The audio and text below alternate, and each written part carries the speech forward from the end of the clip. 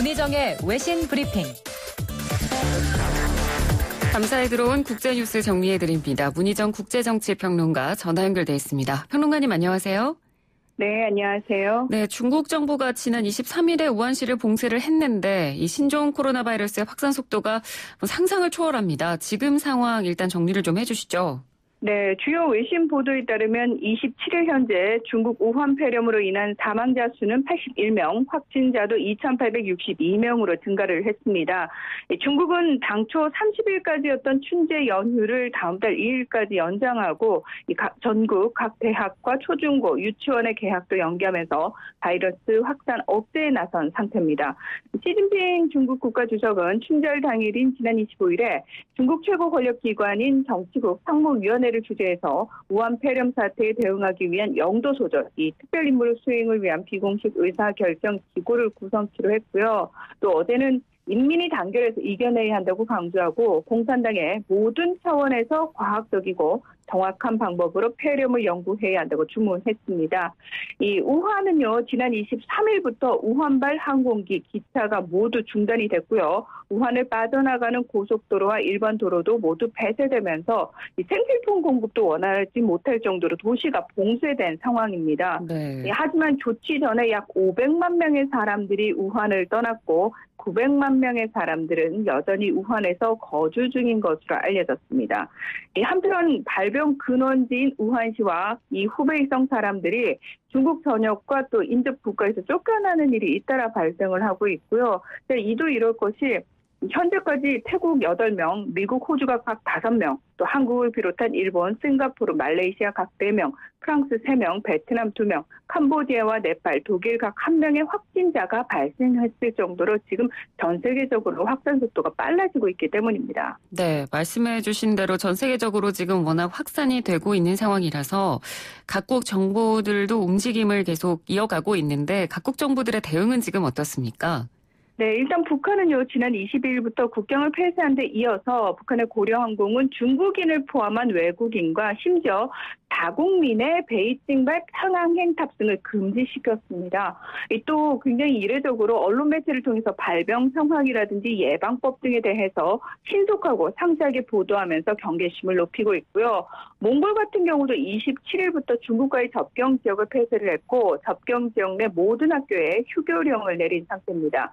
이 러시아는 후베이성 내 다국민 철수 방안을 검토 중이고 이 중국 여행 다국민들에게 우한 방문을 자제할 것을 권고를 했습니다. 네. 대만 정부 같은 경우에는 현재 대만에 머무르고 있는 중국인 단체 관광객 6천여 명을 오늘까지 내보내기로 하고 추가로 중국인 단체 관광객의 입경도 차단 중이고요. 홍콩은 27일 0시부터 후베이성 거주자나 최근 14일간 후베이에 체류한 적이 있는 이들의 입경을 원칙적으로 불허했습니다. 네. 싱가포르 역시 중국을 다녀온 학생이나 의료시설 종사자 등을 대상으로 귀국 후 14일간 의무 휴가 조치를 시행 중에 있고요. 이 말레이시아 정부도 마찬가지입니다. 일본 정부의 경우 이 법정 감염증으로 지정해서 이 감염자를 특별 관리하겠다 이렇게 밝혔고요. 또 중국 우한 등에 거주하는 다국민 430여 명을 귀국시키기 위해서 오늘 민간 전세기를 투입할 예정입니다. 미국 국무부는 현지 시각으로 26일 우한에 머무는 다국민에게 보낸 이메일에서 영사관 직원을 포함한 다국민 1000여 명을 태울 전세기가 28일 이 우한에서 샌프란시스코로 출발한다 이렇게 밝혔고요. 네. 영국, 프랑스, 호주 역시 다국민 철수를 위해서 우한에 전세기 투입을 검토하고 있는 것으로 알려졌습니다. 하지만 이렇게 중국 내부에서 아무리 외국인이어도 바깥으로 나가는 상황은 중국 정부의 승인이 떨어져야 되기 때문에 이 부분을 가지고 중국 정부와 지금 각국이 굉장히 많이 협상을 하고 있는 상황입니다. 그렇군요. 우리 정부도 지금 중국 우한에 있는 교민들을 위해서 전세기 띄울 예정이죠? 네, 맞습니다. 이 현재 우한시에 체류하고 있는 우리나라 국민은 유학생과 자영업자, 여행객, 출장자 등을 합쳐서 600여 명으로 파악이 되고 있다고 하는데요.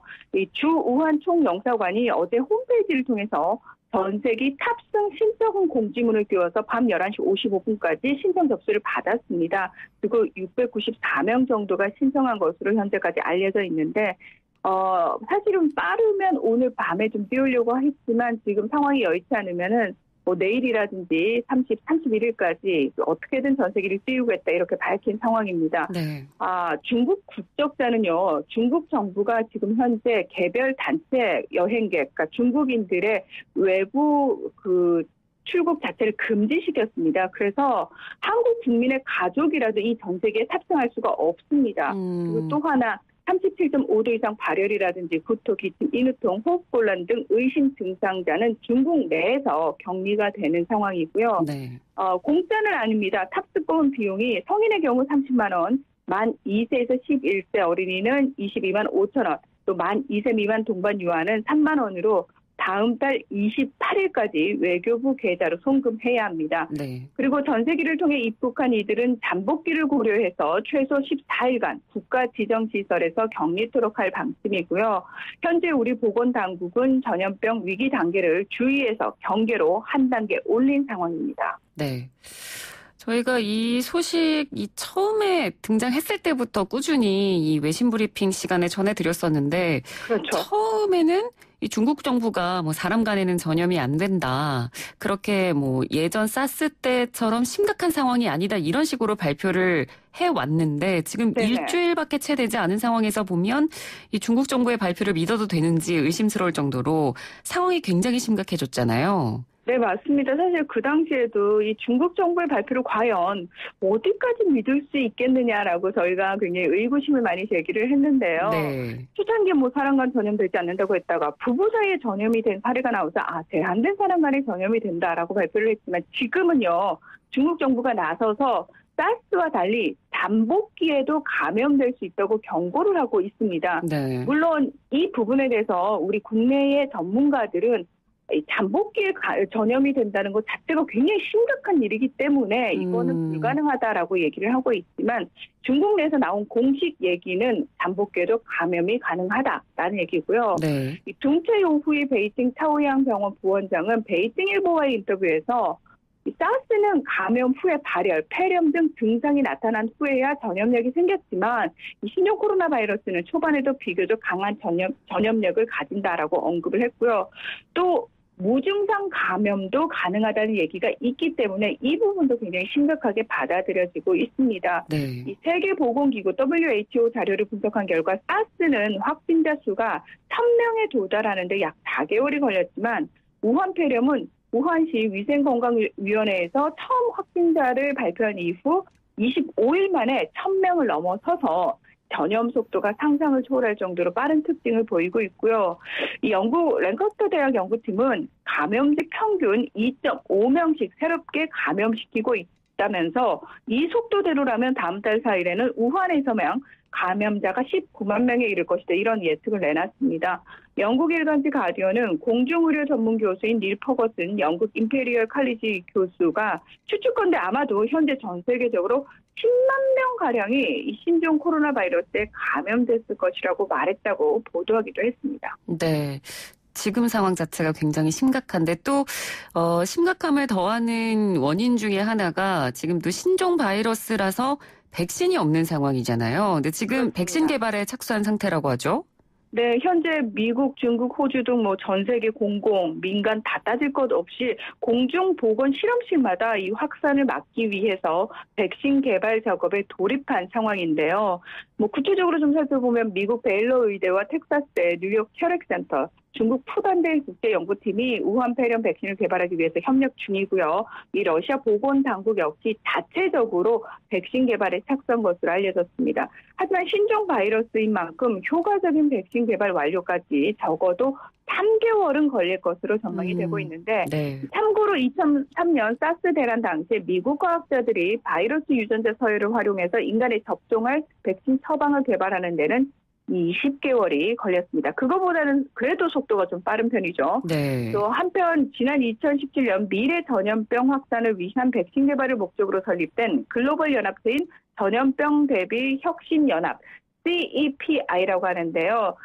이 단체가 미국 바이오 기업인 이노비오가 현재 우한 폐렴 백신 후보 물질로 개발 중인 이노 4800에 대한 전임상 및 임상 1상 단계 지원을 위해서 우리나라 돈으로 약 105억 원에 달하는 보조금을 지급한다라고 밝혔습니다.